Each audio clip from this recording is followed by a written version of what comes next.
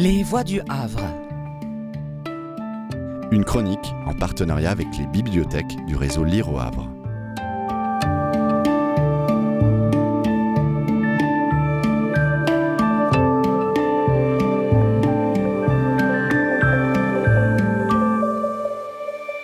Extrait de Passer l'été de Irène Guéraud. Le feu a détruit 2000 hectares de bois sans toucher d'habitation. Que dire?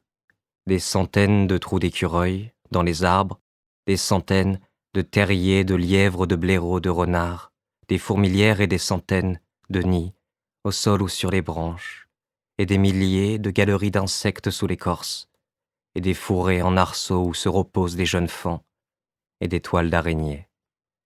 Ces habitations. Lorsqu'on atteint ces chaleurs, les abeilles meurent de stress. Soudain, elles expulsent leur propre abdomen, elles se déchirent. On peut dire ce qu'on veut, on peut chercher d'autres mots. Au fond, il n'y a rien, rien d'autre à dire.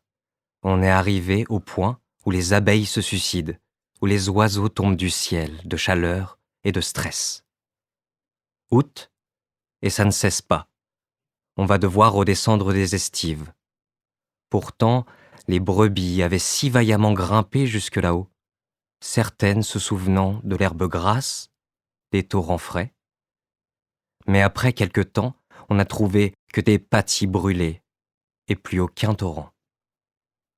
Les plus vieilles brebis, qui dans les estives avaient leurs habitudes et leurs joies, bêlaient au milieu des pierrailles, sur le même ton rauque que lorsqu'on leur enlève leur agneau. Ce soir, on dormira encore dans la bergerie.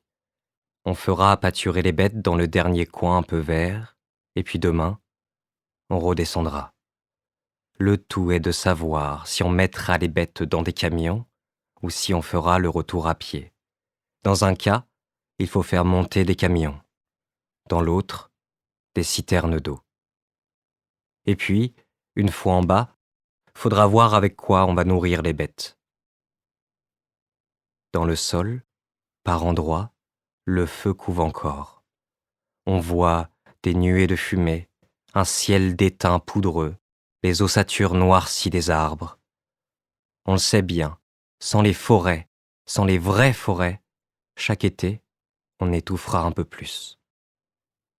Les arbres qui restent, eux les si anciens, eux les pleins de sève, eux les vénérables sur la terre, ces arbres qui restent, ça fera des torches vivantes. Et l'eau qu'on n'aura plus pour éteindre tout ça, le beau cercle vicieux. C'était Les Voix du Havre.